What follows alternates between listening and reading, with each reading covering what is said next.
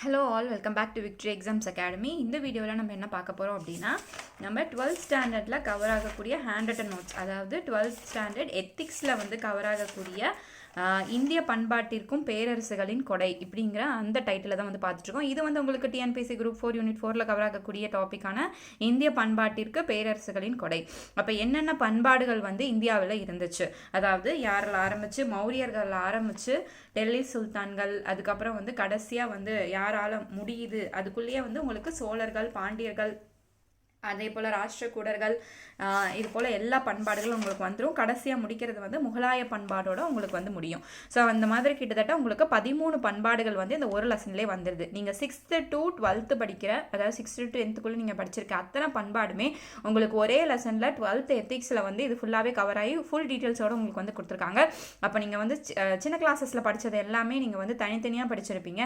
இந்த ஒரு லெசனில் உங்களுக்கு ஃபுல்லாகவே எல்லாமே வந்துடும். நம்ம ஏற்கனவே பாதி வீடியோஸ் வந்து பார்த்தாச்சு. இன்றைக்கி நம்ம பார்க்கக்கூடியது வந்து இந்த பண்பாடுகள் என்னென்ன பண்பாடுகள் பார்க்க போறோம் அப்படின்னு பார்த்தோம்னா, டெல்லி சுல்தானியம் பார்க்க போறோம். அடுத்து இதை தொடர்ந்து விஜயநகர கால பண்பாடு பார்க்க போகிறோம். அடுத்தது வந்து பாமினி அரசு, விஜயநகரம் பாமினி நம்ம எப்பயுமே ஒன்றாவே பார்த்துருப்போம். ஸோ விஜயநகரம் பாமினி அரசு பண்பாடு, அடுத்து லாஸ்ட்டாக வந்து முகலாய கால பண்பாடு. இந்த 4 பண்பாடும் இந்த வீடியோவில் நம்ம பார்க்க போகிறோம். இந்த ஹேண்ட் ரிட்டன் நோட்ஸ் வந்து உங்களுக்கு ஹிஸ்ட்ரிக்கு அவைலபிளாக இருக்குது, யூனிட் 4க்கு அவைலபிளாக இருக்குது. ஃப்ரம் ஃபர்ஸ்ட், அதாவது 6th உங்களுக்கு டிஎன்பிசி ஹிஸ்ட்ரியில் வந்து உங்களுக்கு என்னென்ன டாபிக்ஸ் வந்து கொடுத்துருக்காங்களோ அந்தந்த டாபிக்ஸ்க்கு வந்து உங்களுக்கு எல்லாமே வந்துடும். இப்போ ஃபார் எக்ஸாம்பிளுக்கு நீங்கள் ஹிஸ்ட்ரி எடுத்துக்கிட்டிங்கன்னா டிஎன்பிசி சிலபஸில் வந்து உங்களுக்கு சிந்துவெளி நாகரிகம் ஃபஸ்ட்டு டாப்பிக்காக இருக்கும். ஸோ அது உங்களுக்கு எங்கெங்கே கவர் ஆகுது, 6th ஸ்டாண்டர்டில் கவர் ஆகும், அதே போல் 9th கவர் ஆகுது, அதே போல் வந்து உங்களுக்கு 11th கவர் ஆகும். ஸோ இந்த மாதிரி வந்து நாங்கள் ஏற்கனவே வேர் டு ஸ்டடி இங்கே போட்டுருவோம். போட்டுட்டு அதுக்கான உள்ள இப்போ 6th ஸ்டாண்டர்ட்னா 6th ஸ்டாண்டர்டில் என்னென்ன வருது அப்படிங்கிறத ஹேண்ட் ரிட்டன் நோட்ஸ் முடிஞ்சிடும். அதே போல் உங்களுக்கு அடுத்து 9th ஸ்டாண்டர்ட். அப்போ 9th ஸ்டாண்டர்டில் அடுத்து உங்களுக்கு எங்கே ஸ்டார்ட் ஆகுது, 9th இங்கே ஸ்டார்ட் ஆகுது. அப்போ இந்த சிந்துவெளி நாகரிகம் அப்படிங்கிறது இங்கே எழுதியிருக்கும். ஸோ இந்த மாதிரி அடுத்தது உங்களுக்கு 11th ஒரு டாபிக் எடுத்துட்டா உங்களுக்கு 6th to 12th எங்கெங்கே இந்த டாபிக் வந்து வருதோ அது அத்தனையுமே உங்களுக்கு கம்பைல் பண்ணி ஹேண்ட் ரிட்டன் நோட்ஸாக வந்து நாங்கள் ஹிஸ்ட்ரிக்கு வந்து ரெடி பண்ணியிருக்கோம். இதோட வீடியோவை தான் நீங்கள் நம்ம சேனலில் பார்த்துருப்பீங்க. ஸோ இந்த ஹேண்ட் ரிட்டன் நோட்ஸோட பிடிஎஃப் வந்து உங்களுக்கு வேணும் அப்படின்னா இதோட அமௌண்ட் வந்து 200. நீங்கள் டைரெக்டாக நான் வந்து கீழே வாட்ஸ்அப் நம்பர் வந்து உங்களுக்கு கொடுத்துருப்பேன். அந்த வாட்ஸ்அப் நம்பருக்கு நீங்கள் கால் பண்ணி இந்த பிடிஎஃபை நீங்கள் வந்து வாங்கிக்கலாம். ஸோ அந்த ஜிபே நம்பர் நீங்கள் இன்ட்ரெஸ்டடாக இருந்துச்சு அப்படின்னா நீங்கள் டெக்ஸ்ட் பண்ணுங்கள். இது வந்து தமிழ் மீடியம், அதாவது தமிழ் லாங்குவேஜ்க்கு தான் இது வந்து அவைலபிளாக இருக்குது. இங்கிலீஷ் மீடியம்க்கு வந்து இது வந்து அவைலபிள் இல்லை. ஸோ இப்போதைக்கு தமிழுக்கு மட்டும்தான் அவைலபிளாக இருக்குது. ஸோ உங்களுக்கு if you are interested and உங்களுக்கு இப்போ இது வேணும் அப்படின்னு நீங்கள் நினச்சிங்க அப்படின்னா இந்த பிடிஎஃப் வந்து நீங்கள் வாங்குறதுக்கு நீங்கள் வந்து எனக்கு கீழே இருக்க டிஸ்கிரிப்ஷன் பாக்ஸில் இருக்க வாட்ஸ்அப் நம்பருக்கு நீங்கள் டெக்ஸ்ட் பண்ணுங்கள். அண்ட் உங்களுக்கு ஜிபே நம்பர் சென்ட் பண்ணுவேன். அந்த நம்பருக்கு நீங்கள் அமௌண்ட் 200 பே பண்ணிவிட்டு நீங்கள் இந்த பிடிஎஃப் வந்து வாங்கிக்கலாம். ஸோ இப்போ நம்ம டேரெக்டாக வீடியோக்குள்ளே போகலாம். ஸோ ஃபர்ஸ்ட் வந்து நம்ம பார்க்கக்கூடிய சுல்தானியம் என்ன, அதாவது பண்பாடு என்ன அப்படின்னு பார்த்தோம்னா டெல்லி சுல்தானியம் வந்து பார்க்க போகிறோம். இந்த டெல்லி சுல்தானியங்களோட ஆட்சி காலம் என்ன அப்படின்னு பார்த்தோம்னா கிட்டத்தட்ட 12/6 1526 வரைக்கும் அவங்களோட ஆட்சி காலம் வந்து இருந்திருக்கு. இந்த இடைப்பட்ட காலங்கள், அதாவது 1206 1526 இந்த காலகட்டத்துக்குள்ள மொத்தம் 5 மரபினர் வந்து இதை வந்து ரூல் பண்ணியிருப்பாங்க. இந்த டெல்லி சுல்தானிகள் ஏற்கனவே பார்த்துருப்போம். அடிமை வம்சம், கில்ஜி வம்சம், துக்ளக் அப்படின்னு சொல்லி நம்ம நிறைய வம்சங்கள் பார்த்தோம். அதுதான் அந்த 5 மரபினர்னு சொன்னது. அடுத்து இதோட பயண குறிப்புகள், அப்போ அந்த டெல்லி சுல்தானியன்களாம் இருந்தாங்க அப்படிங்கிறதுக்கான சான்றுகளும் நம்மளுக்கு நிறைய கிடைச்சிருக்கும். காயின்களாக இருக்கட்டும், இல்லை வந்து கல்வெட்டுகளாக இருக்கட்டும், இல்லை வந்து இலக்கியங்கள்லையா இருக்கட்டும், இல்லை வந்து தூதர்கள், அதை தான் வந்து நம்ம சொன்னோம் இந்த பயண குறிப்புகள். அப்போ அயல்நாட்டு பயணிகளோட குறிப்புகள்லையும் இவங்கெல்லாம் இடம் பெற்றிருக்காங்க. யாரெல்லாம் அப்படின்னு பார்த்தா Ibn Battuta, Abdul Razzaq, Marco Polo, Niccolo Conti, இவங்களோட பயண குறிப்புகள்லையும் டெல்லி சுல்தான்கள் எப்படியெல்லாம் ஆட்சி முறை பண்ணாங்க அப்படிங்கிறத பற்றின தகவலை வந்து அவங்க வந்து குறிப்பிட்டிருக்காங்க. அடுத்து நாணயத்திற்கின் இருபக்கம் அப்படின்னு நம்ம சொல்கிறது டெல்லி சுல்தானியம் காலத்தை தான் வந்து நம்ம நாணயத்தின் இருபக்கத்துக்கு எடுத்துக்காட்டாக சொல்லுவோம். அப்போ இந்த சமயத்தில் இந்த பண்பாட்டில் தான் அவங்க வந்து சமயத்தையும் அரசியலையும் அதாவது நாணயத்தின் இருபக்கமாக வந்து அவங்க கருதியிருப்பாங்க. ஒரு பக்கம் சமயத்தையும் இன்னொரு பக்கம் அரசியலுக்கும் அவங்க வந்து முக்கியத்துவம் வந்து கொடுத்துருப்பாங்க. அதே போல் தமிழ் கூடல் நகர் அப்படின்னு நம்ம எந்த நகரை சொல்லுவோம் அப்படின்னா மதுரையை வந்து சொல்லுவோம். தமிழ் கூடல் நகர் என்று மதுரையை வந்து நம்ம சொல்லுவோம் இல்லையா. இதுக்கான டேட்டாஸ் எல்லாம் நம்மளுக்கு எந்த செப்பேடிலிருந்து கிடச்சிருக்கு அப்படின்னா சிவகாசி செப்பேடு புகழ்கிறது. ஸோ சிவகாசி செப்பேட்டில் தான் இந்த வரியை வந்து அப்படியே பொறிச்சிருக்காங்க. என்ன, தமிழ் கூடல் நகர் என்று மதுரையை நாம் அழைக்கின்றோம். அந்த மாதிரியான அந்த டேட்டாஸ் எல்லாமே இந்த செப்பேடில் நம்மளுக்கு குறிக்கப்பட்டிருக்கு. அடுத்தது பார்த்தோம் அப்படின்னா இந்த அமீர் குஷ்ரு அப்படிங்கிறவரோட இயற்பெயர் வந்து என்ன அப்படின்னு பார்த்தோம்னா காஜல். சரிங்களா, காஜல். ஸோ இந்த அமீர் குஷ்ரு வந்து ஒரு பயணி தான். அவர் வந்து இவரோட இயற்பெயர் வந்து காஜல் அப்படின்னு நம்ம வந்து சொல்கிறோம். ஸோ ஃபுல் நேம் வந்து என்ன அப்படின்னா ஹசன் பாமினி குஷ்ரு. அமீர் குஷ்ரு வந்து அமீர் ஹசன் பாமினி குஷ்ரு. இவரோட இயற்பெயர் வந்து கஜல் அப்படின்னு சொல்கிறோம். பாரசீக ஒரு நூலை வந்து அவர் எழுதியிருக்காரு, தரிக்கி அலாய் அப்படிங்கிற அந்த பாரசீக பிரெஞ்சில் பாரிஸில் வந்து அந்த நூலை வந்து எழுதியிருக்காரு. அதாவது பாரசீக நூலை வந்து அவர் எழுதியிருக்காரு. அடுத்தது வந்து முக்கிய பிரிவு, இந்த ஆட்சியினோட முக்கிய பிரிவு, டெல்லி சுல்தானியத்தோட முக்கிய பிரிவு என்ன அப்படின்னு பார்த்தோன்னா இக்தா அப்படிங்கிற ஒரு பிரிவு இருந்துச்சு. அதே போல் அந்த பிரிவுக்கு அதை ஆட்சி பண்ணுறவங்கள இக்தா ஷீக்குகள் அப்படின்னு சொல்லுவோம். ஷேக் அப்படின்னு நம்ம சொல்லுவோம் இல்லையா, அது இக்தா ஷேக்குகள். அது வந்து மாவட்டங்களாக பிரிக்கப்பட்டிருந்துச்சு.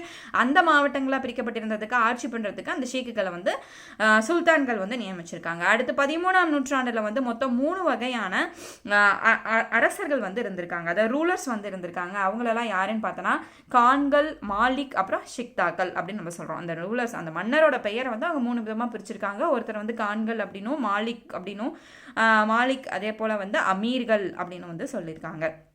அடுத்தது ஸோ அந்த மாவட்டத்தை ஆட்சி பண்ணுறவங்க தான் நம்ம ஷிக்தார் அப்படின்னு சொல்லுவோம். அடுத்து சுல்தானிய காலத்தில் வந்து மொத்தம் 4 வகை நிலங்களை வந்து பிரிச்சிருக்காங்க. ஏற்கனவே பார்த்த மாதிரி இக்தா அப்படிங்கிறது ஒன்று, அதே போல் வந்து காலிசா, அதே போல் மரபு வழி ஜமீன்தாரோட நிலம், அதே போல் இனாமா கொடுக்கப்பட்ட நிலங்கள் அப்படின்னு சொல்லி நிலங்களை வந்து சுல்தானிய காலத்தில் 4 வகையாக பிரிச்சிருக்காங்க. அதே போல் அங்காடி சீர்திருத்த முறையை அறிமுகப்படுத்தியவர் யார் அப்படின்னு பார்த்தா அலாவுதீன் கில்ஜி. இது வந்து உங்களுக்கு ஏற்கனவே டிஎன்பிசியில் கேட்டக்கூடிய கொஸ்டின். அங்காடி சீர்திருத்தம் முறையை அறிமுகப்படுத்தியவர் வந்து எந்த வம்சத்தை சேர்ந்தவங்கன்னு கேட்டிருந்தாங்க. கில்ஜியா, லோடியா, துக்ளக்கா அப்படின்னு கேட்டிருந்தாங்க. ஸோ அதில் கில்ஜி வம்சம். அதில் யார் அப்படின்னு பார்த்தோம்னா அலாவுதீன் கில்ஜி.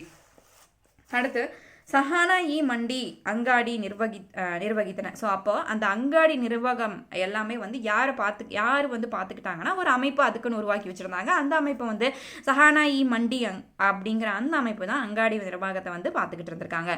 அடுத்து இவர் வந்து இந்த அங்காடி நிர்வாகம் மட்டும் இல்லாமல் நில மேலாண்மையிலையும் வந்து இந்த அலாவுதீன் கில்ஜி தன்னோட ஈடுபாடு பங்களிப்பை வந்து செலுத்தியிருக்காரு. அதே போல் இவருக்கு வந்து நம்ம இன்னொரு பெயர் என்ன சொல்லலாம்னா சந்தை பொருளாதாரத்தை உருவாக்கியவர் அப்படின்னு நம்ம யாரை சொல்லலாம் அப்படின்னாலும் அலாவுதீன் கில்ஜி நம்ம சொல்லலாம். அதாவது சந்தை பொருளாதாரத்தை உருவாக்கியவர் அலாவுதீன் கில்ஜி.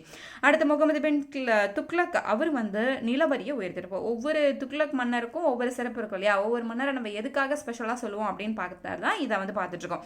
அப்போ நிலவரியை உயர்த்தியவர் யார் அப்படின்னா முகமது பின் துக்ளக். நீர்ப்பாசனம் மற்றும் விவசாய வரி விலக்கு இதெல்லாம் வந்து பண்ணது என்ன அப்படின்னா யார் அப்படின்னு பார்த்தோம்னா ஃபெரோஸ் துக்ளக். ஸோ ஒவ்வொரு மன்னருக்கும் அவங்க பீரியடில் அவங்க என்னென்ன வந்து ஸ்பெஷலாக வந்து பண்ணியிருக்காங்க அப்படிங்கிறத இங்கே கொடுத்துருக்கோம். அடுத்து இப்போ நில மேலாண்மை அப்படின்னா அலாவுதீன் கில்ஜி, நில வரி உயர்த்தல் அப்படின்னா முகமது பின் துக்ளக், நீர்ப்பாசனம் மற்றும் விவசாய வரி விலக்கம் அப்படின்னா அது ஃபெரோஸ் துக்ளக்.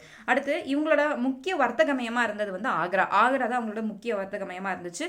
அது மட்டும் இல்லாமல் லாகூர் அண்ட் முல்தான் இதுவுமே அவங்களோட வர்த்தக தலங்களாக இருந்துச்சு. அது மட்டும் இல்லாமல் காஷ்மீர்லேருந்து குங்குமப்பூ, அதே போல் சால்வை, ஆக்ராலேருந்து நீல சாயம் இதெல்லாமே ஏற்றுமதி செய்யப்பட்டது இந்த டெல்லி சுல்தான்கள் காலத்தில். அடுத்து இபின் பதுதா, அவர் தான் வந்து முகமது பின் துக்ளக் காலத்தில் இந்தியாவிற்கு வருகை புரிஞ்சிருக்காரு. இவர் வந்து ஒரு பயணி. ஸோ அந்த பயணி வந்து முகமது பின் துக்ளக்கோட காலத்தில் அவரோட ஆட்சி காலத்தின் போது வந்து வருகை புரிஞ்சிருக்காரு. அப்போ அவர் என்ன பண்ணியிருப்பார், இந்தியாவில் இவங்களால வந்து ஆட்சி பண்ணாங்க, இவங்க இந்த மாதிரி நகரங்களில் இது பண்ணாங்க, இவங்களோட வணிக மையம் இதெல்லாம் அப்படின்னு சொல்லி அவங்க எழுதியிருக்காரு. ஸோ அப்போ இந்த இபின் பதுதா எழுதின அந்த நூலோட பெயர் ரெஹீலா. அந்த ரெஹீலா அப்படிங்கிற நூலில் தான் முகமது பின் துக்ளக்கை பற்றின குறிப்பேடுகள் எல்லாமே அவர் பதிவிட்டிருக்காரு.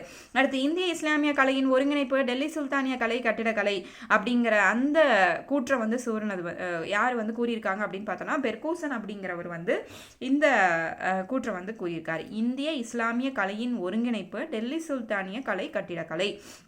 அப்போது இந்திய கலை மற்றும் கட்டிடக்கலையும் இஸ்லாமிய கட்டிடக்கலையும் இது ரெண்டையும் ஒன்று சேர்த்து கட்டிடக்கலையை உருவாக்குனது எந்த பண்பாடு அப்படின்னு பார்த்தோன்னா டெல்லி சுல்தானியங்கள்.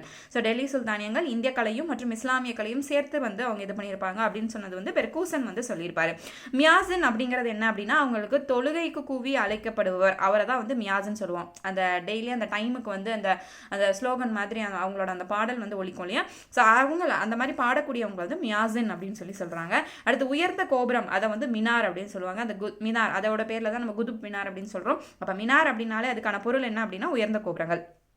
இப்போ இந்த மினாரை வந்து பில்ட் பண்ணது யார் அப்படின்னா குதுபுதீன் ஐபக் தான் வந்து தொடங்கி வச்சிருப்பாரு குதுப் மினாரை. அதை வந்து முடிச்சவர் யார் அப்படின்னா இல்துமிஸ் வந்து முடிச்சிருப்பாரு. அடுத்தது 1993 அது வந்து உலக பாரம்பரிய இடமா யுனெஸ்கோ வந்து அறிவிச்சிருக்கு. எதை? இந்த குதுபுதீன் ஐபக் கட்டின ஆரம்பிக்கப்பட்ட மினார் குதுப் மினாரை வந்து உலக பாரம்பரிய சின்னமாக வந்து 1993 யுனெஸ்கோ வந்து அறிவிச்சிருக்கு. அடுத்து இந்த கலைபாணி அதை வந்து செல்சக் அப்படிங்கிற ஒரு துருக்கிய ஆள் தான் வந்து இந்த கட்டிடக்கலைக்கு அதாவது ஆர்கிடெக்ட்னு சொல்லுவோம் இல்லையா, கலைநயம் இது பண்ணி கட்டினவங்க அப்படின்னு சொல்லி. ஸோ இவர் வந்து கட்டியிருப்பாரு. அடுத்து இன்னொரு முக்கியமானது என்ன அப்படின்னா, இந்த டெல்லியை சுற்றி 1200 மலர் வனங்களை வந்து அதாவது ஃப்ளவர்ஸை வந்து பிளான் பண்ணது யார் அப்படின்னு பார்த்தோன்னா ஃபிரோஸ் துக்ளக் வந்து பிளான் பண்ணியிருந்திருப்பாரு. இது ஒரு இம்பார்ட்டன்ட், அதை பார்த்துக்கணும். அதுக்கப்புறம் அதே போல் இவங்களோட பீரியடில் வந்து குதிரைக்கு சூடு போடும் முறையெல்லாம் இருந்துச்சு. அதுக்கு பேர் வந்து தாக் அப்படின்னு சொல்கிறோம். அதே போல் வந்து பட்டியல் முறை அப்படின்னா சக்ரா அப்படிங்கிற இதெல்லாமே வந்து நம்ம அவங்களோட அந்த டேர்மில் வந்து அழைக்கிறாங்க. இந்த வார்த்தை அப்படின்னா இதுக்கு வந்து டெல்லி சுல்தானியர் காலத்தில் இந்த பொருள் அப்படிங்கிறதுக்கான அர்த்தம். அடுத்து விஜயநகர கால பண்பாடு. இதோட வந்து உங்களுக்கு டெல்லி சுல்தான்கள் முடியுது. இதில் வந்து என்ன அப்படின்னா உங்களுக்கு 12th இந்த டெல்லி சுல்தான்களோட ஓவரால் ஒரு இன்ட்ரோ தான் கொடுத்துருக்காங்களே தவிர அதில் வந்து அந்த 5 மரபு வகையினர் யார், அதில் யார் யாரெல்லாம் வந்து அரசர்கள் இருந்தாங்க அப்படிங்கிறதுக்கான டீட்டெயிலான டிஸ்கிரிப்ஷன் வந்து இதில் இல்லை. ஸோ பண்பாடு அப்படின்னா ஓவரால் ஒரு அவுட்லுக், அவங்களோட சீர் என்ன, கட்டிடக்கலை எப்படி இருந்துச்சு, அவங்களோட பண்பாட்டை எப்படி வளர்த்தாங்க, அதில் யார் என்ன ஸ்பெஷலாக இருந்தாங்க, அவங்க எதுக்கு பெயர் போனவங்க எப்படிங்கிறான அந்த டேட்டாஸ் மட்டும் தான் இங்கே கொடுத்துருக்காங்க, மீதி அவங்க கொடுக்கல. அடுத்து விஜயநகர கால பண்பாடு. விஜயநகர கால பண்பாடில் வந்து யாரெல்லாம் வந்து சிறப்பு வாய்ந்த மன்னர்களாக இருந்தாங்கன்னா ஹரிஹரர் புக்கர். அவங்களோட யாரோட ஹெல்ப்பில் இந்த ஹரிஹரர் புக்கெல்லாம் வந்திருப்பாங்க அப்படின்னா மாதவ விஜயரண்டியர் அப்படிங்கிறவரோட ஒரு உதவியினால் இந்த ஹரிஹரர் புக்கர் வந்து தன்னுடைய ஆட்சியை வந்து அவங்க வந்து ஃப்ரீடாக அவங்க தனக்கு தானே வெளியே வந்து நாங்கள் வந்து சுதந்திர அரசு அப்படின்னு சொல்லி தங்களை அறிவிச்சுக்கிட்டு இவங்க வந்து விஜயநகர பண்பாடை வந்து தொடங்கியிருப்பாங்க. இவங்க எந்த ஏரியாவை வந்து ஃபஸ்ட்டு ரூல் பண்ணிட்டு இருந்தாங்கன்னா விஜயநகரம் வந்து ஃபஸ்ட்டு துங்கபத்ரா நதிக்கரையை தான் வந்து ரூல் பண்ணிட்டு இருக்காங்க. எந்த ஆண்டெல்லாம் 1336 துங்கபத்ரா நதிக்கரையில் இவங்க ரூல் பண்ணிட்டு இருந்தாங்க. அடுத்து மண்டலேஸ்வரர் அப்படிங்கிறவங்க ஆளுநரை வந்து நமக்கு அவங்க அதாவது விஜயநகர பண்பாட்டில் என்ன பெயர் கொண்டு அழைச்சாங்க அப்படின்னா மண்டலேஸ்வரர் அப்படிங்கிற அந்த பெயரில் அழைச்சாங்க. அடுத்து நில வருவாய்த்துறையை வந்து அதவானே அப்படின்னு சொல்லி அழைச்சிருப்பாங்க. அடுத்து கர்னூல் அனந்தபூர் மாவட்டங்கள் இதெல்லாமே வந்து அவங்களோட விஜயநகர் காலகட்டத்தில் வந்து வைரச்சந்தை வந்து அந்த இடத்துல அதிகமாக நடைபெற்றக்கூடிய இடங்கள் அப்படின்னு சொல்கிறாங்க. எந்தெந்த இடங்கள்? கர்னூல் மற்றும் அனந்தபூர் அப்படிங்கிற இடங்கள். நில உடைமை உரிமைகள் அப்படின்னு சொல்கிறது கனபோகம் மற்றும் ஏகபோகம். இந்த 2 தான் வந்து நில உடைமை உரிமைகளாக வந்து அவங்க இது பண்ணியிருந்திருப்பாங்க. இந்த கனபோகம் அப்படிங்கிறது படைப்பற்று நிலமாக மாற்றப்படுது. கடைசியாக அந்த லாஸ்ட்டாக வந்து இந்த கனபோக நிலங்களை படைப்பற்று நிலமாக வந்து மாற்றியிருப்பாங்க. இதில் வந்து நயங்கார முறை வந்து பயன்படுத்தப்பட்டிருக்கு. அதாவது நயங்கார முறை அப்படிங்கிறது என்னென்னா நிலமானிய முறை. அது வந்து ஐரோப்பியர்கள் வந்து ஃபாலோ பண்ணிட்டு இருந்ததை இங்கே விஜயநகரத்தில் வந்து இதை வந்து செயல்பாட்டுக்கு கொண்டு வந்திருப்பாங்க. அது என்ன முறை? நயங்கார முறை. அடுத்து 15ஆம் நூற்றாண்டில் தென்னிந்தியாவில் தோற்றுவிக்கப்பட்ட முறை தான் ஆயக்கர்கள் முறை அல்லது கிராம அதிகாரிகள் முறை அப்படின்னு சொல்லக்கூடிய இந்த ஆயக்கர்கள் முறை வந்து விஜயநகர காலத்தில் ரொம்ப சிறப்பாக வந்து பேசப்பட்டது. விஜயநகர முறையில் வந்து இந்த ஏரி அதே போல் தோட்ட வாரியம் இப்படிங்கிறதுக்கான பிரிவுகளை வந்து பிரித்து ஒரு பகுதிக்கு வந்து கொடுத்துருப்பாங்க. அதுக்கு எல்லாத்துக்கும் ஒரு ஹெட் அப்படிங்கிற மாதிரி அதை வந்து குறிச்சிருப்பாங்க. எதுக்கு? இந்த ஏரிகள் வெட்டுறது, அதே போல் இந்த வந்து நிலங்களில் பார்த்துக்கிறது, நிலங்களை வந்து பிரித்து மக்களுக்கு வழங்குறது, இந்த மாதிரியான இந்த வேலைகளுக்கு ஒரு ஹெட்டாக வந்து பிரிச்சிருப்பாங்க. அதை வந்து என்ன பெயரில் வந்து அழைக்கிறாங்க அப்படின்னா கர்ணம் அப்படிங்கிற பெயரில் அழைக்கிறாங்க. அது அந்த கர்ணம் அப்படின்னா யாருன்னா இந்த ஏரிகளை பார்த்துக்கிறது இதுக்கான அந்த ஹெட்டாக இருப்பாங்களே அவங்களோட பேரை வந்து கர்ணம் அப்படின்னு அழைக்கிறாங்க.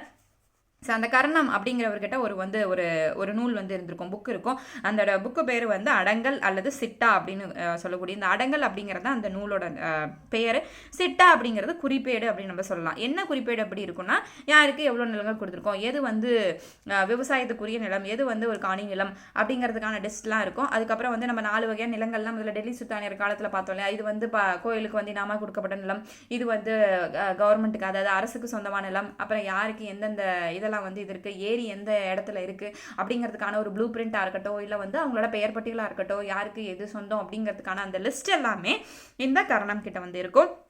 அது தொடர்பான புக்கு தான் வந்து இந்த அடங்கல் அப்படின்னு சொல்லக்கூடியது. அதோட குறிப்பேடு தான் வந்து அவர் வச்சிருக்கிறது சிட்டா அப்படின்னு சொல்லக்கூடியது. இதெல்லாமே உங்களுக்கு வந்து நீங்கள் விஜயநகர அரசில் ஏற்கனவே நீங்கள் 6th பார்த்துருந்தீங்கன்னா இந்த டீட்டெயில்ஸ்லாம் உங்களுக்கு இருக்காது. ஸோ அப்போ இதெல்லாம் வந்து உங்களுக்கு 11th 12th பாயிண்ட் ஆஃப் வியூவில் கொஞ்சம் எக்ஸ்ட்ராவாக அடிஷ்னலாக வந்து கொடுத்துருக்காங்க. இது குரூப் 4க்காக இருக்கட்டும், இல்லை குரூப் 2க்காக இருக்கட்டும், இல்லை வந்து எஸ்ஐ போஸ்டிங்காக இருக்கட்டும், இது எல்லாத்துக்குமே வந்து இந்த மாதிரியான அடிஷ்னல் கொஷின்ஸ் தான் இப்போ வந்து ரீசெண்டாக கேட்க ஆரம்பிச்சிருக்காங்க. ஸோ அதனால் 11th 12thலையும் நீங்கள் கான்சன்ட்ரேட் பண்ணி படிங்க.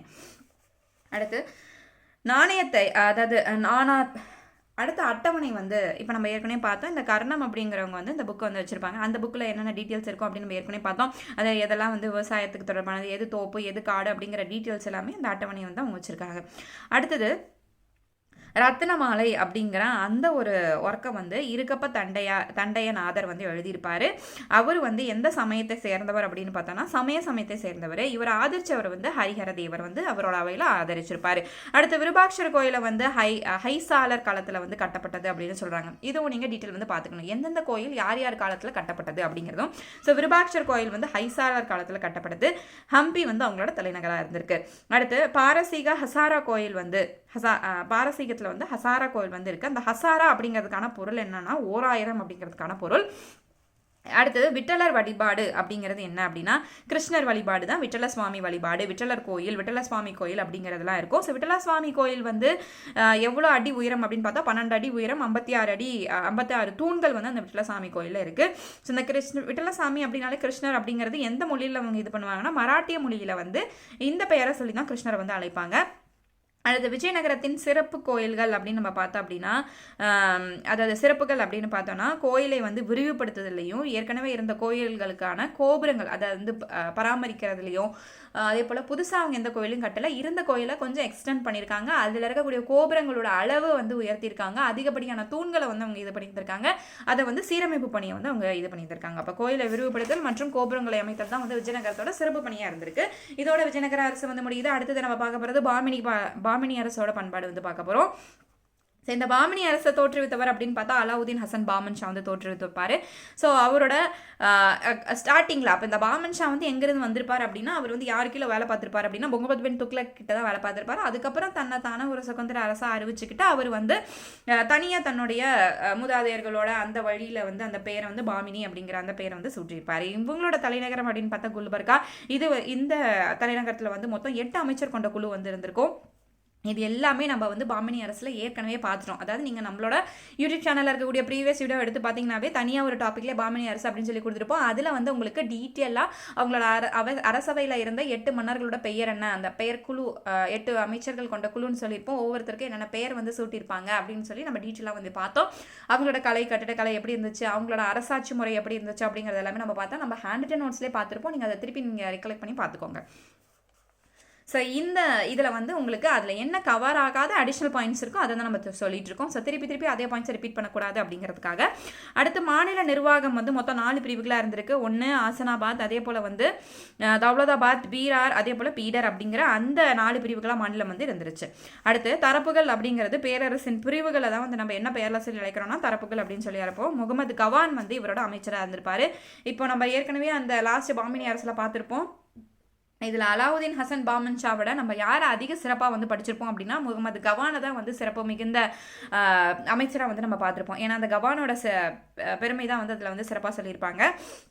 இந்த கவான் நிறைய திட்டங்களை கொண்டு வந்திருப்பாரு. ஒன்று நிலங்கள், அதே போல் வந்து அந்த நிலங்களை அளந்து அதுக்கான எல்லைகளை வந்து பிரித்து குடிக்கிறது, இந்த மாதிரியான திட்டத்தை கொண்டு வந்திருப்பாரு. அது மட்டும் இல்லாமல் இவர் வந்து இந்த கவான் தான் வந்து என்ன பண்ணியிருந்திருப்பார் அப்படின்னா ஒரு நூலகத்தை வந்து அமைச்சிருப்பாரு. கிட்டத்தட்ட 3000 பிரதி நூல்கள் வந்து அதில் இருக்க மாதிரியான ஒரு நூலகத்தை வந்து அமைச்சிருப்பாரு. அது வந்து ஒரு பெரிய நூலகம். அதை வந்து மதரசா என்ற அதில் வந்து பள்ளியும் வந்து இருக்குது அப்படின்னு சொல்லியிருப்பாங்க. அது எந்த இடத்துல இருந்திருக்கு அப்படின்னா பீடரில் வந்து இருந்திருக்கும். இது வந்து முகமது கவானோட ஒரு ஸ்பெஷாலிட்டியாக நம்ம வந்து சொல்கிறோம். மாநிலத்திலும் அரசருக்கு என்ன நிலங்கள் வந்து ஒதுக்கப்பட்டன அதோட பெயர் வந்து காசா-இ சுல்தானி அப்படிங்கிற பெயர்ல வந்து அழைச்சிருப்பாங்க. அடுத்தது முஜாஜித் ஷா அப்படிங்கிற ஒரு பள்ளியையும் வந்து கவான் வந்து உருவாக்கியிருப்பாரு. இதெல்லாமே வந்து கவானின் சிறப்புகள் அப்படின்னு சொல்கிறோம். அதே போல் குல்பர்காவில் வந்து ஜமா மசூதி அப்படிங்கிற ஒரு மசூதி வந்து அமைக்கப்பட்டது. இதில் வந்து முதல் முகமது ஷா காலத்தில் வந்து தொடங்கி இந்த மசூதி கட்டப்பட ஆரம்பிக்கிறது வந்து முதல் முகமது ஷா காலத்தில் தொடங்கி இப்போ 1367 வந்து முடிக்கப்பட்டிருக்கு. இந்த குல்பர்கா கோயில் வந்து நம்ம ஏற்கனவே இந்த பாமினி சுல்தான்கள் வீடியோவில் நம்ம பார்த்துருப்போம். அந்த குல்பர்கா கோயில் வந்து எத்தனை அறைகள் இருக்குது, அதில் வந்து யாரெல்லாம் ஒவ்வொரு இதுலேயுமே வந்து ஒரு 5 கல்லறை வந்து சொல்லியிருப்பாங்க. ஸோ யாருடைய கல்லறைலாம் அதில் வந்து இருக்குது, அது மட்டும் இல்லாமல் அதை வந்து கட்டினவங்க யார், அவங்களோட பின்புலம் என்ன அப்படிங்கிறது எல்லாமே நம்ம அதில் தெளிவாக சொல்லியிருப்போம். அது வந்து உங்களுக்கு பாக்ஸ் ஃபேக்டாக வந்து கொடுத்துருந்துருப்பாங்க புக்கில். ஸோ அந்த டீட்டெயில் இன்ஃபர்மேஷன் நீங்கள் தெளிவாக பார்த்துக்கோங்க. இதில் மொத்தம் 63 அறை வந்து இருக்குது. அதே போல் வந்து கோல வடிவ குவிமாடம் இருக்கும். என்ன வடிவத்தில் அந்த குவிமாடம் இருக்குது அப்படின்னா கோல வடிவ குவிமாடம் இருக்கும். அடுத்து ராஜகிருஷ்ண தேவ் காக்கித்தியா, இவர் வந்து யார் அப்படின்னா காக்கத்திய அரசர். அவர் எதை கட்டியிருப்பார் அப்படின்னா கோல்கொண்டா கோட்டையை வந்து கட்டியிருப்பார். இந்த டீட்டெயில்ஸ் மட்டும் தெரிஞ்சுக்கோங்க. அதுக்கான ஃபுல் இன்ஃபர்மேஷன் உங்களுக்கு வேணும் அப்படின்னா நீங்கள் ப்ரீவியஸ் வீடியோ போய் எடுத்து பாமணி அரசர் நீங்கள் செக் பண்ணிக்கலாம். அடுத்து 17th century 17ஆம் நூற்றாண்டில் வந்து சிறந்த வைரச்சந்தையாக கோல்கொண்டா வந்து திகழ்ந்திருக்கும். கோல் கும்பாஸ் மசூதி அது வந்து சதுர வடிவத்தில் இருக்கும். அதே போல் நீலம் என்ன கலர்னா நீல கற்களை கொண்டு அதை கட்டியிருப்பாங்க. அதோட உயரம் மற்றும் அகலம் இது அனைத்துமே வந்து சமமாக இருக்கும். அதாவது நீளமாக இருக்கட்டும், அதோட உயரமாக இருக்கட்டும், அதோட அகலமாக இருக்கட்டும், இது எல்லாமே வந்து ஒரே இதுதான். 47.5 மீட்டர் தான் வந்து இது எல்லாமே இருக்கும். சதுர வடிவத்தில் நீலக்கற்களை பயன்படுத்தியிருப்பாங்க. உயரம் அகலம் அனைத்தும் சமமாக இருக்கக்கூடிய ஒரு மசூதி எது அப்படின்னு கேட்டோம்னா அது வந்து கோல்கும்பாஸ் மசூதி. அது எந்த இடத்துல இருக்குது அப்படின்னு பார்த்தோம்னா பிஜப்பூரில் இருக்குது. இதில் வந்து ஒரு முனையில் வந்து இதோட ஸ்பெஷாலிட்டி என்ன அப்படின்னா முணுமுணுக்கும் அரங்கம் அப்படின்னு நம்ம சொல்லலாம். இப்போ இதுவுமே ஏற்கனவே உங்களுக்கு டிஎன்பிசியில் கேட்கக்கூடிய கொஸ்டின். முணுமுணுக்கும் அரங்கம் என்று அழைக்கப்படும் மசூதி அப்படின்னு பார்த்தோம்னா கோல்கும்பாஸ் மசூதி. அது ஏன் அப்படின்னு பார்த்தோன்னா ஒரு முனையில் நீங்கள் பேசுறது அடுத்த முனையில் வந்து எதிரொலிக்கும். நீங்கள் பேசுறது அப்படியே திருப்பி பேசுகிற மாதிரி இருக்கும். இதுதான் வந்து அது. ஸோ பாமணி அரசு இதோட முடியுது. அடுத்து நம்ம பார்க்கக்கூடியது வந்து முகலாய கால பண்பாடு. முகலாய கால பண்பாடோட ஆர்ஜின் அப்படின்னு பார்த்தோன்னா அதை வந்து துவக்கி வச்சவர் அப்படின்னு பார்த்தோன்னா பாபர். அது எல்லாருக்குமே தெரிஞ்ச விஷயம். எந்த ஆண்டில் வந்து தொடங்கியிருப்பாருன்னா 1526 வந்து தொடங்கியிருக்கும். இதுக்கான சான்றுகள் அப்படின்னு நம்ம பார்த்தோம்னா பாபர்நாமா இது நம்மளுக்கு தெரியும். ஸோ பாபரோட சேசரிதே பாபர்நாமா. பாபரோடைய மகளான குல்பதான் பேகம் அவங்களோட ஒரு நூறு எழுதியிருக்காங்க. அது வந்து ஹிமாயூன் நாமா அப்படிங்கிற பெயரில் அதை எழுதியிருக்காங்க. இதெல்லாம் முகலாய ஆட்சி காலத்துக்கான ஒரு சிறப்பான சான்றுகளாக வந்து நம்மளுக்கு இப்போ கிடச்சிருக்கு. அடுத்து அது மட்டும் இல்லாமல் அபுல் பாசலோட நூலான ஐனி அக்பர்நாமா இது எல்லாமே வந்து ஒரு சிறப்புமிக்க முகலாய பேரரசின் சான்றுகளாக நம்மளுக்கு கிடச்சிருக்கு. அடுத்து மட்டும் இல்லாமல் மத்திய அரசு வந்து அவங்க 8 வகையாக வந்து வருவாயை ஈட்டுவதன் காரணமாக மத்திய அரசை வந்து 8 வகையாக பிரிச்சிருப்பாங்க. என்னென்ன அப்படின்னு பார்த்தோம்னா நில வருவாய், அதே போல் சுங்க வருவாய், அன்பளிப்பாக கொடுக்கப்பட்டது, அதே போல் வந்து அக்கசாலை, அதே போல் வந்து சதாத், அதே போல் வரி உப்பு வரி, அதே போல் வந்து கர்ணா மூலம் பெற்ற வருவாய் இப்படின்ட்டு. அது மட்டும் இல்லாமல் வாரிசற்ற மன்சப்தர் சொத்து இது எல்லாமே இந்த 8 வகையுமே வந்து அவங்களுக்கு ஒரு அரசுக்கான வருவாயை வந்து தேடி தந்தது. ஸோ இந்த 8 வகையில் அந்த முகலாய பண்பாடு அது முகலாய சுல்தான்களுக்கு வந்து வருவாய் வந்து மக்களிடமிருந்து வந்துக்கிட்டு இருந்துருச்சு. இந்தந்த பேர்களில் வந்து அவங்க வரிகளை வந்து வாங்கிட்டு இருந்தாங்க. அது மட்டும் இல்லாமல் இந்த ஜப்தி முறை அப்படிங்கிறது ராஜா தோடர்மால் அவரோட நிலவருவாய்த்துறை மூலமாக இந்த ஜப்தி முறை அப்படிங்கிறது அறிமுகப்படுத்தப்பட்டது. நிலங்கள் வந்து அவங்க 4 வகையாக பிரிச்சிருக்காங்க. ஒன்று பொலாஜ், அதே போல் வந்து பௌரௌதி, அதே போல் சச்சார் மற்றும் பான்சார் அப்படிங்கிற இந்த 4 வகையாக வந்து நிலங்களை வந்து பிரிச்சிருப்பாங்க. மன்சப்தரி முறை அப்படிங்கிறது கிபி 1571 அக்பரால் தோற்றுவிக்கப்பட்டது. இப்போ மன்சப்தர் அந்த தரி மன்சப்தரி முறை அப்படிங்கிறது 1571 அப்படிங்கிற பேரை வந்து மறந்துடவே கூடாது. இது மன்சப்தர் அப்படிங்கிற தரம் மற்றும் தகுதி அப்படிங்கிறதுக்கான பொருள். ஸோ அந்த மன்சப்தர் அப்படிங்கிறது படையில் இருக்கக்கூடிய படை வீரர்களுக்கு என்னென்ன மாதிரியான நிர்வாகத்தை வந்து கொண்டு வரலாம், என்னென்ன மாதிரியான சிறப்பம்சங்களை அவங்களுக்கு கொண்டு வரலாம் அப்படிங்கிறது அந்த படை வீரர்களுக்காக இது பண்ணது தான் அந்த மன்சப்தரி முறை அப்படின்னு சொல்றது. அடுத்து குதிரைப்படை வீரர்களை வந்து நம்ம என்னென்ன சொல்கிறோம் அப்படின்னா ஷிலேஸ்தா அப்படிங்கிற பேரில் வந்து முகலாய கால பண்பாட்டில் வந்து அழைச்சிருப்பாங்க. அதே போல் மக்தப், அதே போல் மதரசா அப்படிங்கிறதெல்லாம் உயர்கல்வி நிறுவனங்களாக வந்து முகலாய பேரரசுகள் வந்து உருவாக்கி கொடுத்துருக்காங்க. அதே போல் வணிகர்களை வந்து பஞ்சாரர்கள் அப்படின்னு சொல்கிறாங்க. அந்த வணிகர்களை 3 குழுக்களாக பிரிச்சிருக்காங்க. ஒன்று உள்நாட்டு வணிகம், வெளிநாட்டு வணிகம், அதே போல் வந்து மொத்த வணிகம் அப்படின்னா. உள்நாட்டு அப்படின்னா வந்து அவங்கள வந்து சேத்தம் மற்றும் அதாவது உள்நாடு வந்து பாணி அப்படிங்கிற அந்த பேர்லையும், வெளிநாட்டு வாணிகம் செய்யக்கூடியவர்களுக்கு வச்சிருந்த பேர் அப்படின்னு பார்த்தோம்னா சேத் மற்றும் போரா அப்படிங்கிற பேர்ல அவங்க அழைச்சிருக்காங்க. மொத்த வாணிபம் செய்யக்கூடியவர்களை வந்து பஞ்சாரர்கள் அப்படிங்கிற அந்த பெயர்லையும் அழைச்சிருக்காங்க. இது எல்லாமே வந்து ரொம்ப இம்பார்ட்டண்டான டேட்டாஸ். இது வந்து உங்களுக்கு வந்து 6th to 8th வந்து நீங்கள் பார்த்தீங்கன்னா உங்களுக்கு வந்து இதில் இருக்காது. ஸோ உங்களுக்கு 11th கொடுக்கப்பட்ட இந்த அடிஷ்னல் இன்ஃபர்மேஷன் மட்டும்தான் உங்களுக்கு இந்த ஹேண்ட் ரிட்டன் நோட்ஸில் இப்போ இந்த 12th ethicsல நான் வந்து உங்களுக்கு சொல்லிட்டு இருக்கேன். ஸோ அப்போ வணிகர்களில் 3 பகுதிகளாக பிரிச்சிருக்காங்க. ஒன்று உள்நாடு, வெளிநாடு, இன்னும் மொத்த வாணிபம். அந்த வெளிநாட்டு வாணிகர்களோட பேர் வந்து சேத் மற்றும் போரா, அதே போல் உள்நாட்டு வாணிகர்களுக்கு வந்து பாணி அப்படிங்கிற பேரில் வந்து அழைச்சிருக்காங்க. மொத்த வாணிகம் வந்து பஞ்சாரர்கள் அப்படிங்கிற பேர்லையும் அழைச்சிருக்காங்க. அதே போல் சுபாகர்கள் அப்படிங்கிற அந்த மாநிலம் வந்து சொபோதோர் அப்படிங்கிறவங்க வந்து ஆட்சி செஞ்சுருக்கிறதாகவும் வந்து சொல்லியிருக்காங்க. அது மட்டும் இல்லாமல் இவங்க அதாவது எந்தெந்த வருஷத்தில் என்னென்ன மாதிரியான சிறப்புகள் வந்து நடந்திருக்கு, என்னென்ன சட்டங்கள் கொண்டு வந்திருக்காங்க, என்னென்ன ஆட்சி முறை எப்படி இருந்தது அப்படிங்கிறதையும் நீங்கள் அந்த வருடங்களை வந்து இந்த ஹிஸ்ட்ரி, அதாவது கிட்டத்தட்ட இந்த 2 டெல்லி சுல்தானியம் மற்றும் இந்த முகலாய பேரரசு இது 2 தான் உங்களுக்கு அதிகமான அந்த வருடங்கள் வந்து வரும். அதை நீங்கள் தனியாக வந்து நோட்ஸ் வந்து ஹிண்ட்ஸ் எடுத்து வச்சுக்கோங்க. ஸோ 1563 வந்து புனித பயணிகள் வரி நீக்கல் வந்து பண்ணியிருப்பாங்க. அதே போல் 1564 வந்து ஜிஸ்யா வரி வந்து நீக்கப்பட்டிருக்கும். 1575 வந்து இபாத் கானா அப்படிங்கிற அந்த வரி வந்து இது பண்ணியிருப்பாங்க. அதாவது இது வந்து பிரார்த்தனைக்காக விதிக்கப்பட்ட வரி. ஸோ அந்த வரியை வந்து தடை செஞ்சிருப்பாங்க. அதுக்கப்புறம் அதே போல் 1579 வந்து தவறுபடா, அதாவது ஏதாவது ஒரு தவறுதலாக ஏதோ ஒரு ஆணையை வெளியிட்டிருப்பாங்க. ஸோ அதனால தவறுபடா ஆணையை வந்து வெளியிட்டார் அப்படிங்கிறது வந்து 1579 வந்து இந்த சட்டங்கள் வந்து கொண்டு வந்தப்பட்டிருக்கும். அதே போல் ஷாஜகான், இவர் தான் வந்து முகலாய கட்டிடக்கலையின் பொற்காலம் அப்படின்னு சொல்லக்கூடியது. யாருடைய காலத்தை பொற்காலம் சொல்லணும்? ஷாஜகான். அது ஏன் நம்மளுக்கு தெரியும்? Because of Taj Mahal. அடுத்து கட்டுமான பணியை வந்து மேற்பார்வையிட்டவர், அதாவது தாஜ்மஹாலை கட்டின அந்த கட்டுமான பணியை மேற்பார்வையிட்டவர் அப்படின்னு பார்த்தோன்னா சாதுல் ஹதான் அப்படிங்கிறது தான் அது மேற்பார்வையிட்டவர்னு சொல்கிறோம். அந்த பூ வேலைப்பாடுகள் வந்து மராட்டியூரா அப்படிங்கிறது அதோட பெயர். அதாவது பியட்ரா அந்த தாஜ்மஹாலில் இருக்கக்கூடிய அந்த பூ வேலைப்பாடுகள்லாம் வந்து பியட்ராடியூரா அப்படிங்கிறது அதோட பெயர். அது மட்டும் இல்லாமல் உல்தாக் அகமது ஷாஹி அப்படிங்கிறவர் தான் வந்து இந்த கட்டுமான பணிகளுக்கு வந்து ஒரு சிறப்பான அம்சங்களாக வந்து திகழ்ந்திருப்பாங்க அப்படின்னா. இதுதான் இதை எல்லாத்தையும் அந்த ஒரு ஆர்கனைஸ் பண்ணி தந்திருப்பாங்கன்னு சொல்லியிருப்போம் இல்லையா. ஸோ கட்டுமான பணியை ஒருங்கிணைத்து தந்தவர் அப்படின்னு நம்ம சொன்னால், தாஜ்மஹாலின் கட்டுமான பணியை ஒருங்கிணைத்து தந்தவர் உல்தாத் அகமதுல்லா ஷா இப்படிங்கிறவர் தான் அவரோட பெயர். அது மேற்பார்வையிட்டவர் தான் வந்து சகதுல்லா கான். அதே போல் பூ வேலைப்பாட்டுக்கு என்ன பெயர் அப்படின்னா பியட்ராடியூரா அப்படிங்கிறது அதோட பெயர். அடுத்து தாரிகி ரஹீதி அப்படிங்கிறது ஒரு நூல். அதை வந்து யார் எழுதியிருப்பாருன்னா மீர்சா ஹைதர் அப்படிங்கிறவர் எழுதியிருப்பாங்க. அதே போல் வந்து அகமது மிஹுல்லா அப்படிங்கிற அந்த நூலை, பகதுஷா நாமா அப்படிங்கிற அந்த நூலை வந்து எழுதியிருப்பாங்க. ஷாஜகான் நாமா வந்து இனியத் கான் வந்து எழுதியிருப்பார். ஸோ 1983 தாஜ்மஹால் வந்து யுனெஸ்கோவோட பாரம்பரிய சின்னமாக அறிவிக்கப்பட்டிருக்கும். ஸோ எந்த ஆண்டு யுனெஸ்கோ எதை வந்து பாரம்பரிய சின்னமாக அறிவிச்சிருக்காங்க அப்படிங்கிறத இங்கே தெளிவாக பார்த்துக்கணும். அதே போல் வந்து நக்காரா அப்படிங்கிறது ஒரு இசைக்கருவியாக வந்து முகலாயர் காலத்தில் வந்து பயன்படுத்தப்பட்டது. அடுத்து மியான் தான்சேன் அப்படிங்கிற ஒரு இசை கலைஞராக வந்து இந்த மன்னர்களின் அவையில் இருந்திருப்பார். ஸோ அந்த மியான் தான்சேன் அந்த பேரை வந்து நீங்கள் தெளிவாக பார்த்துக்குங்க. அடுத்து அப்துல் ரஹீம், அவர் வந்து துருக்கிய மொழியில் பாபர்நாமா வந்து எழுதியிருப்பார். வில்லியம் எர்ஸ்கின், அதே போல் வந்து லைன்டன், இவங்கெல்லாம் வந்து இங்கிலீஷில் வந்து அதை வந்து டிரான்ஸ்லேட் பண்ணியிருந்திருப்பாங்க. அடுத்து ஓவியங்கள் அப்படின்னு பார்த்தோன்னா மீர் சையத் அலி மற்றும் அப்துல் சமத், இவங்கெல்லாம் வந்து ஓவியர்கள் அப்படின்னு நம்ம சொல்லக்கூடியவங்க. ஸோ எப்படி வந்து இசைக்கருவிகளில் இசை கலைஞர்கள் எப்படி டெல்லி சுல்தானியர்கள் காலத்தில் அந்த அவையில் இருந்திருப்பாங்களோ அதே போல் ஓவியர்களும் வந்து இருந்திருப்பாங்க. அதில் சிறந்தவங்க பெயர் போனவங்க அப்படின்னு பார்த்தோன்னா மீர் சையத் அலி மற்றும் அப்துல் சமத்.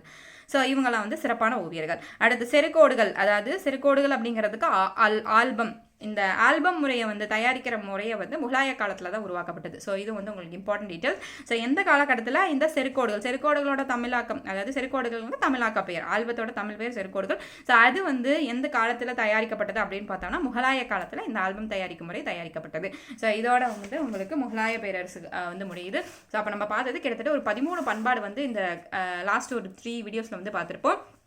ஸோ இதில் வந்து பேரரசுகளின் கொடை அப்படிங்கிற தலைப்பில் நம்மளுக்கு ST யூனிட் 4 TNPSசியில் வந்து கொடுத்துருக்கூடிய அந்த லெசனை தான் பார்த்துருப்போம்.